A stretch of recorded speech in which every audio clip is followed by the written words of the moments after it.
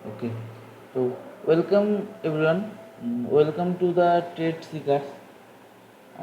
आज मैंने जो एक स्ट्रैटेजी के बारे में बात करने वाला हूँ वो है डे ट्रेडिंग स्ट्रैटेजी। जो लोग एक्चुअली ये स्ट्रैटेजी काम करेगा।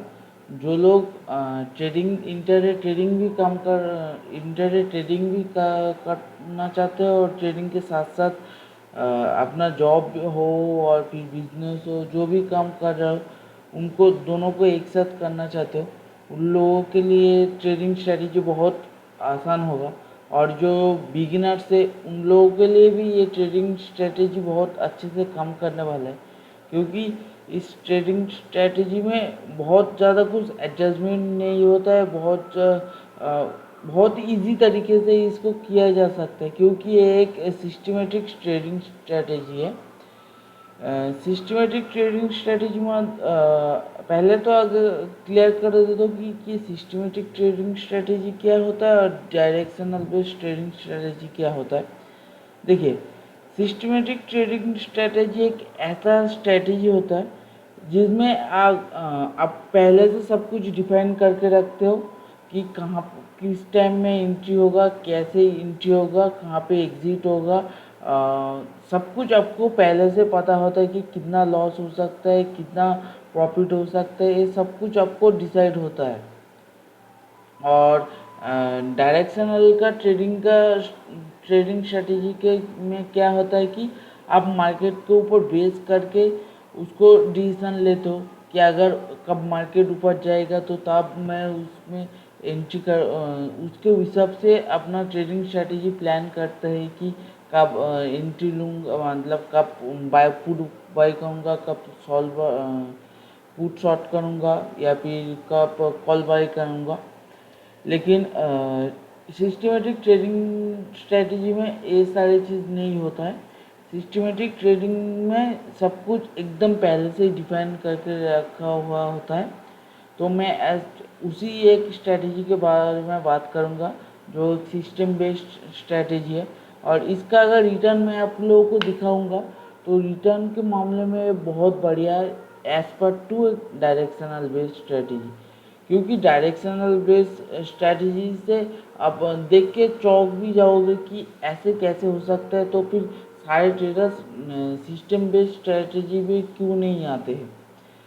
क्योंकि देखिए, ट्रेडिंग एक ऐसा जर्नी होता है जो हर एक का टेम्परमेंट के ऊपर डिपेंड करता है कि वो कैसा ट्रेडर बनेगा।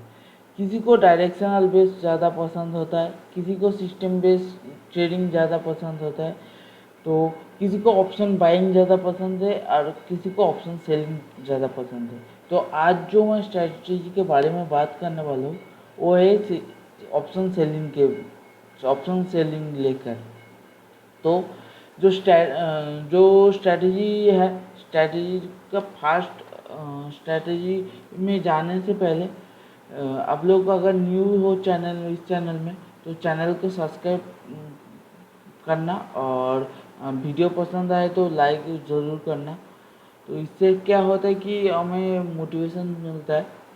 तो आते हैं स्ट्रैटेजी के बारे में। तो स्ट्रैटेजी होता है शॉर्ट स्ट्रैडल। तो पहले क्लियर करते कि शॉर्ट स्ट्रैडल एक्चुअली होता क्या है। तो अगर जो लोग न्यू है, बिगिनर से, जो लोग पुराना है वो तो जानते हैं कि शॉर्ट स्ट्रैडल कैसे होते हैं, लेकिन जो बिगिनर से उन लोगों के लिए बता देता हूँ कि शॉर्ट स्ट्रैडल क्या होता है। शॉर्ट स्ट्रैडल होता है कि ऑप्शन का जो एट द मनी कॉल और पुट एक साथ दोनों को अगर एक साथ कॉल और पुट को सेल कर दिया जाता है उसे कहते हैं short straddle. At the money का कॉल और पुट अगर सेल किया करे तो उसे कहते हैं शॉर्ट स्ट्रैडल। ठीक है। तो शॉर्ट स्ट्रैडल का ग्राफ कैसा होता है। शॉर्ट स्ट्रैडल में प्रॉफिट लिमिटेड होता है और लॉस अनडिफाइंड होता है। शॉर्ट स्ट्रैडल का ऑप्शन सेलिंग का हर एक ऑप्शन सेलिंग स्ट्रैटेजी का यही लिमिटेशन दिखाता है कि प्रॉफिट मिनिमम होता है, मतलब प्रॉफिट का लिमिट होता है और क्या लॉस अनडिफाइंड होता है। और और ऑप्शन बाइंग में बात करो तो ऑप्शन बाइंग में क्या होता है कि प्रॉफिट लॉस मिनिमम होता है, कि लॉस डिफाइंड होता है लेकिन प्रॉफिट का अनलिमिटेड हो जाता है। लेकिन ज़्यादातर अगर प्रॉफिटेबल ट्रेडर को देखोगे आप, तो most of the profitable trader are option sellers, क्योंकि यहाँ पे दो तरह का बेनिफिट्स मिलता है। एक तो होता है कि इसको अगर सपोज करके एक मार्केट अगर साइडवेज चलता है, तब भी ऑप्शन सेलर का प्रॉफिट, ऑप्शन सेलर का बेनिफिट होता है। अगर मार्केट अगर डायरेक्शनल जाता है, तब भी ऑप्शन सेलर का ऑप्शन सेलर प्रॉफिटेबल होता है। लेकिन ऑप्शन सेलर अगर डायरेक्शनल चला जाए तो ऑप्शन सेलर का प्रॉफिट लिमिटेड होता है और ऑप्शन बायर का प्रॉफिट अनलिमिटेड होता है। लेकिन अगर उल्टे तरीके से आता है, मतलब आपका जो डायरेक्शन आपने चूज़ किया था उसके अगेंस्ट चले जाए, तो ऑब्वियसली वहाँ पे लॉस होता है। तो ऑप्शन सेलिंग में क्या होता है कि ये जो मैक्सिमम जो लॉस एक्चुअली दिखाता है कि लॉस अनडिफाइंड होता है, इसको हम टैकल करते हैं एसएल के थ्रू। अपने सिस्टम में एसएल लगा के इसको हम लोग मैनेज कर सकते हैं। और कैसे मैनेज करते हो मैं दिखाता हूँ कि किस तरीके से उसको एसएल कितना आपको एसएल लेना होगा, कितना नहीं होगा और उसका रिजल्ट क्या होता है मैं दिखाता हूँ बाद में। तो पहले अगर क्लियर कर लेते कि शॉर्ट स्ट्रेडल के बारे में क्लियर कर लेते हैं। ओके, तो सपोज एट द मनी का शॉर्ट स्ट्रेडल बनाने के लिए अभी मैं निफ्टी का यहाँ पे चार्ट खुला है, बैंक निफ्टी का चार्ट खुलता हूँ। तो बैंक निफ्टी अभी चल रहा है 41,000 के आसपास। तो अभी यहाँ पे अगर मुझे एक शॉर्ट स्ट्रेडल ओपन करना पड़ेगा, तो क्या करना होगा, मुझे 41,000 का एक पी को सेल करना पड़ेगा और एक 41,000 का सी को सेल करना पड़ेगा, तभी जाके मुझे एक शॉर्ट स्ट्रेडल ओपन होगा। और तभी जाके एक शॉर्ट स्ट्रेडल ओपन होता है। और शॉर्ट स्ट्रेडल इसको सिस्टमेटिकली कैसे ट्रेड किया जाता है, इंटरडे में कैसे ट्रेड कर सकते हो अब, जिससे आप इन लॉन्ग टर्म अच्छी खासी प्रॉफिट अर्न कर सकते हो। ये कभी तो अगर परसेंटेज के हिसाब से बात करो तो मिनिमम 40 to 100% तक एक साल में रिटर्न आप लोग ला सकते हो इस स्ट्रेटजी से। और अगर कोई ऐसे कोई स्ट्रेटजी ढूंढ रहा है कि जिससे वो साल में 200 300 400% स्ट्रेटजी ढूंढ रहा है, तो ये स्ट्रेटजी उन लोगों के लिए नहीं है। ये स्ट्रेटजी उन लोगों के लिए जो लोग मार्केट से रियलिस्टिक प्रॉफिट के आशा में हैं, जो लोग मार्केट से रियलिस्टिक स्ट्रेटजी के लिए रियलिस्टिक रिटर्न के एक्सपेक्ट करते, वही लोग इस स्ट्रेटजी को अप्लाई कर सकते हैं। तो स्ट्रेटजी क्या होता है कि at the money call and put को सेल करना होता है। तो कौन सा टाइम में सेल करना होगा, एग्जैक्ट 9 इंट्री टाइम होगा 9:18। और मैंने जो रिज़ल्ट अभी निकाल के रखा है जो स्ट्रेटजी का, वो है बैंक निफ्टी के ऊपर 5 लॉट को लेकर मैंने इसको रिज़ल्ट निकाला है, क्योंकि अभी मैं 5 लॉट के ऊपर ही इसको ट्रेड कर रहा हूँ और रिज़ल्ट हर रोज़ मैं आप लोगों के साथ शेयर कर रहा हूँ। और इसका बैक टेस्ट का पिछले 3-4 सालों का कितना कैसे इसको रिज़ल्ट आया है, वो सारे चीज़ मैं इसको यहाँ पे दिखाऊंगा। और अभी तो मैं इस स्ट्रेटजी को खुद भी काम कर रहा हूँ और उसका लाइव टेलीकास्ट में हर रोज़ ट्विटर एंड मेरे यूट्यूब में भी डाल रहा हूँ। तो आप मतलब चेक कर सकते हो कि इसका रिज़ल्ट कैसे हो रहा है। तो स्ट्रेटजी क्या है, स्ट्रेटजी का एंट्री टाइम होगा फिक्स्ड 9:18, सुबह 9:18 में इसको एंट्री करना होगा। मतलब 9:18 को आपको शॉर्ट स्ट्रेडल ओपन करना होगा, मतलब 9:18 को at the money call and put बेचना होगा। तो बैंक निफ्टी के लिए मार्जिन कितना लगता है कि मार्जिन बैंक निफ्टी के लिए एक लॉट के लिए लगता है 1.5 लाख के आसपास। तो अब मैं 5 लॉट से दिखा रहा हूँ, इसमें लगभग 8 लाख के आसपास लगता है मार्जिन। लेकिन मैं हमेशा अकाउंट में एक्स्ट्रा पैसे रखने के लिए बोलता हूँ, क्योंकि अगर मार्केट का मूवमेंट बहुत ज़्यादा वॉलेटाइल हो जाए तो उस टाइम मार्केट डिमांड में अपना ब्रोकर क्या करता है कि एक्स्ट्रा चार्जेस, एक्स्ट्रा मनी रखने के लिए बोलता है। तो ऐसे कोई दिक्कत नहीं आई, इसीलिए मैंने अपना अकाउंट में हर टाइम 9 to 10 लाख रख के इसको ट्रेड कराता हूँ। तो इसका एग्जिट टाइम क्या होता है? एग्जिट टाइम होता है 3:15 का। आप देख सकते हो यहाँ पे मैं मार्क कर रहा हूँ 3:15 है इसका exit time, and entry time है 9:18 का। तो फिक्स्ड है सारी चीज़, ठीक है। और एसएल कितना होता है? एसएल के अगर बारे में बात करो तो 70% एसएल होता है। 70% क्या, कौन सी चीज़ का? अगर सपोज करिए आप एक ऐसे स्टैडल ओपन कर रहे हो जिसका सी साइड का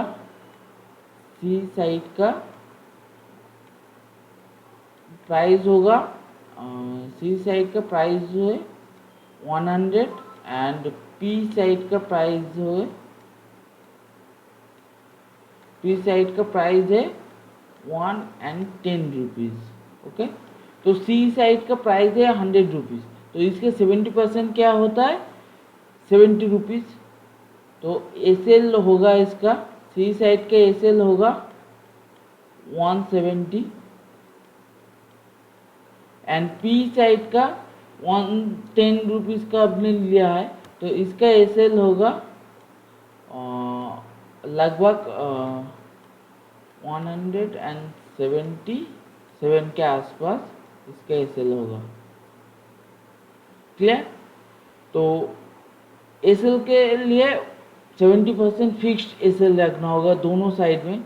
और अगर आप लोग शॉर्ट सेलिंग कर रहे हो, मतलब ऑप्शन सेलिंग कर रहे हो, तो सिस्टम में हमेशा एसएल को रख के ही चलना, कभी माइंड पे नहीं रखना। एसएल को सिस्टम पे ही रखना, क्योंकि अगर सडन मूव मार्केट में सडन मूव आ जाए, एसएल आपको एक बचा सकता है अनलिमिटेड लॉस से। तो एसएल को हमेशा सिस्टम में रख के ही हमेशा ट्रेड करना, नहीं तो कैपिटल आपका वाइप आउट हो सकता है, ठीक है। तो एसएल डिपेंड होगा। तो अब देखते हैं कि इसका एग्जिट टाइम मैंने बोल दिया कि 3:15 है, एग्जिट टाइम है 3:15, सॉरी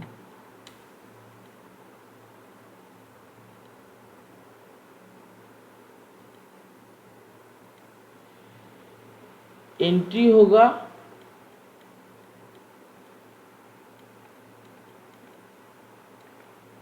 एंट्री होगा 9:18 को, 9:18 को, और एग्जिट होगा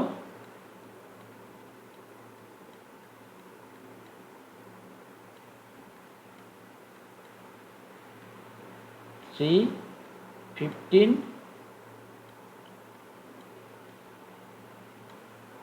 और एसएल स्टॉप लॉस, यही दो एंट्री एग्जिट पॉइंट है। इसके अलावा और कोई एग्जिट पॉइंट नहीं है। अगर आपको मार्केट की वोलेटाइल मूव से आपका एसएल हिट हो जाता है तो ठीक है, उस दिन के लिए छोड़ देते। अगर नहीं होता है तो आपको 3:15 तक इसको लेके जाना ही होगा, ठीक है। तो इसके बाद आते हैं रिटर्न के बारे में कि कितना ज़्यादा रिटर्न होता है यहाँ पे। तो अब देखिए, ये जो डेटा निकल के मैंने जो डेटा निकल के रखा है वो डेटा कहाँ से आए? फ्रॉम डेट 2/17, मतलब जनवरी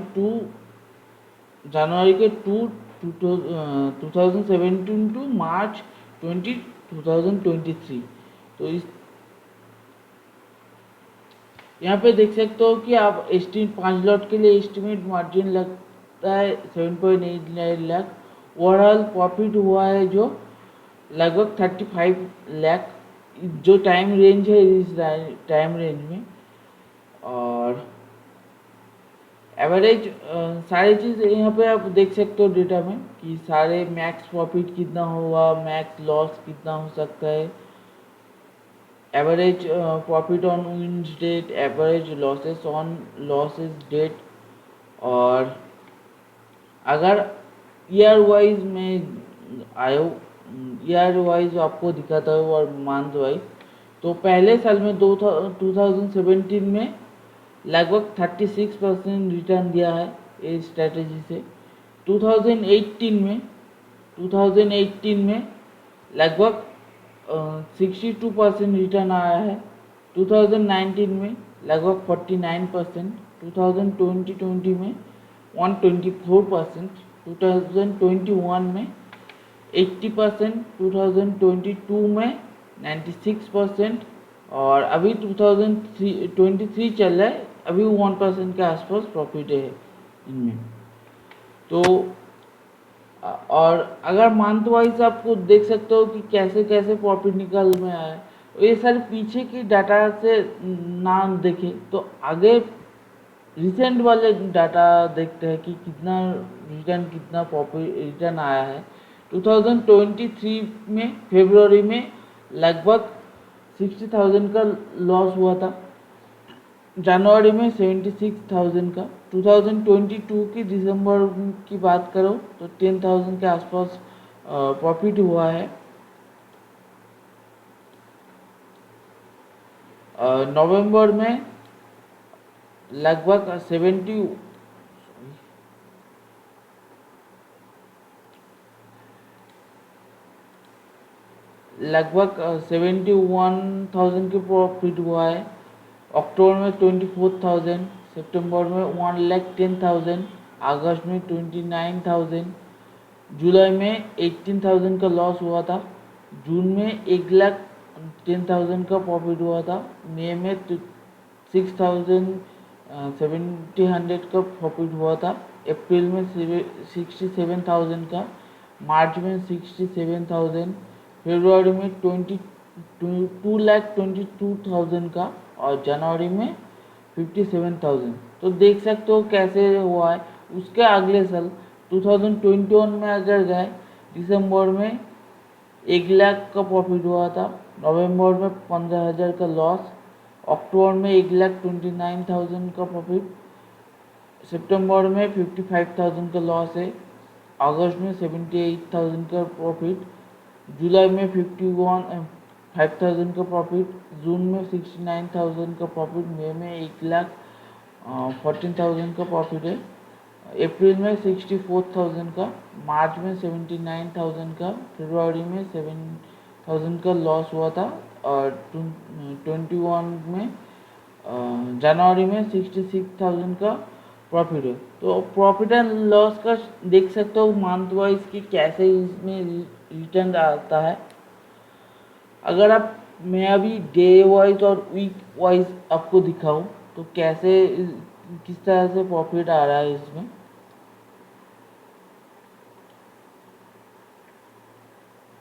तो मैं रिसेंट डेट में ही चले जाता हूँ, क्योंकि पिछले वाले डेट से ज़्यादा अच्छा है कि रिसेंट डेट का ही मैं प्रॉफिट दिखाऊँ आपको। तो 20 मार्च को लगभग 9,000 का प्रॉफिट हुआ था,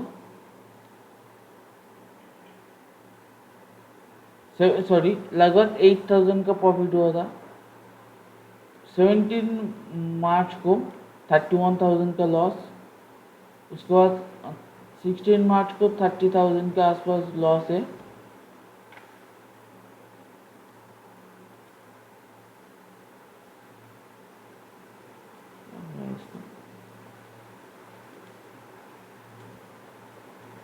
और 15 मार्च को लगभग 12,500 का लॉस हुआ था,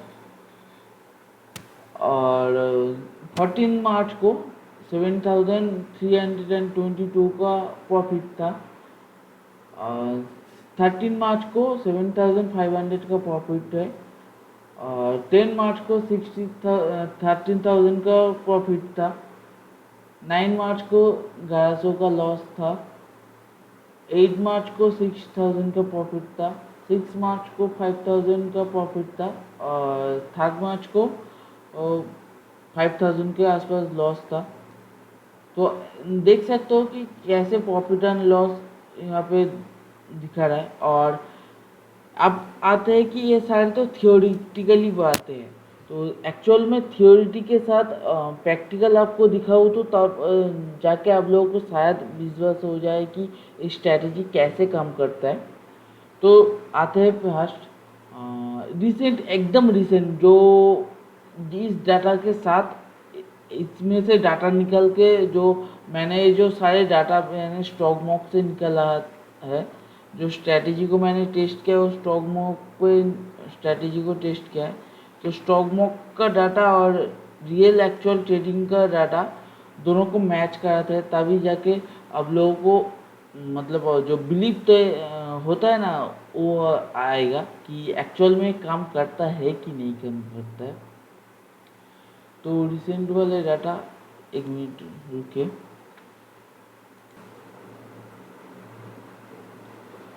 ओके, तो अभी मैं स्टॉक मॉक का डाटा निकल लिया कि एकदम रिसेंट डाटा। तो कल ही, आज 7 तारीख है, तो कल गया था 6 तारीख। तो 6 अप्रैल का कितना प्रॉफिट दिखा है, 5010 का प्रॉफिट दिखा रहा है। और एक्चुअल में मेरा अकाउंट में कितना प्रॉफिट हुआ था, मेरा अकाउंट में प्रॉफिट हुआ था कल दिखाता हूँ आपको, आ गया यही तारीख देख सकते हो, 6 तारीख को प्रॉफिट हुआ है 2700 का। अब आपको क्वेश्चन आ रहा है कि 2700 का प्रॉफिट क्यों, जहाँ पे यहाँ पे दिखा रहा है कि 5000 और मेरे अकाउंट पे क्यों? क्योंकि मैंने कल एक वीडियो भी डाला था इसका लाइव ट्रेडिंग का, क्योंकि मैंने एक कुछ पहले लगभग 1-1:30 बजे के आसपास मैंने प्रॉफिट बुक कर लिया था। क्योंकि तब मुझे मेरा व्यू थोड़ा गलत गया था, मैं थोड़ा सिस्टम से बाहर हो गया था। तो मैंने सोचा कि सिस्टम अभी मार्केट बहुत ज़्यादा नीचे आ सकता है। तो मैंने लगभग जो पुट साइड का सॉरी पुट साइड का जो लेग था उसमें लगभग 14 के आसपास प्राइस चल रहे थे, तो मैंने उसको बुक कर लिया था, इसीलिए मेरा थोड़ा प्रॉफिट कम है। उसके अलावा अगले दिन का देखिए, 5 अप्रैल का मेरा प्रॉफिट हुआ था 8100, और स्टॉक मॉक दिखा रहा है 70700, लगभग आसपास ही है। 3 अप्रैल का 3 अप्रैल का देखिए 12400 का यहाँ पे प्रॉफिट दिखा रहा है, और मेरा हुआ था 11400 का आसपास ही है।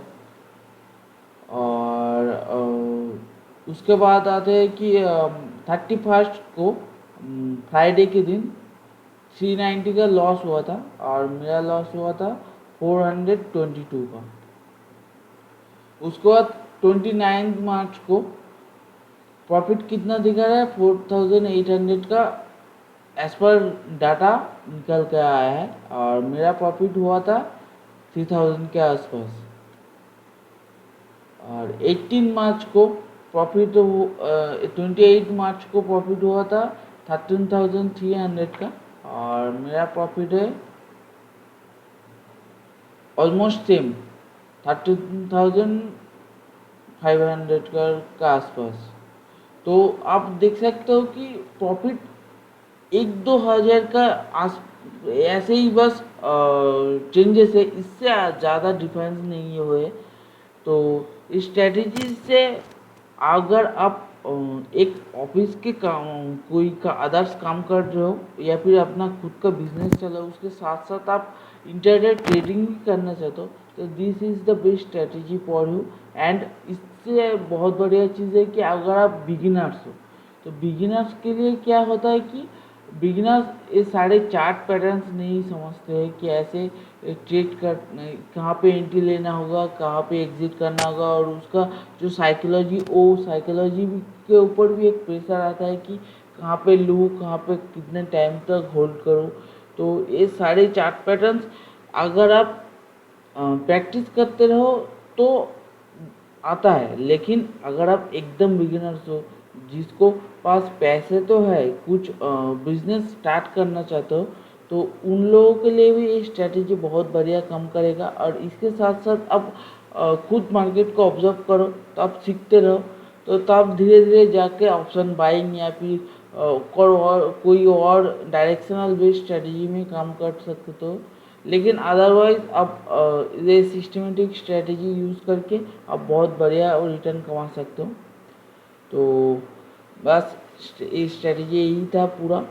तो थैंक यू सो मच इतने टाइम तक वीडियो को देखने के लिए। और अगर स्ट्रैटेजी अच्छा लगा और जो मैंने जो सारी चीज़ बोला आपको लोगों को काम का लगा, तो चैनल को सब्सक्राइब जरूर करना। और कमेंट पे अपना कमेंट्स ज़रूर शेयर करना कि कहाँ पे मुझे ये सारी चीज़ आप लोगों को दिक्कत हो रहा है समझने में।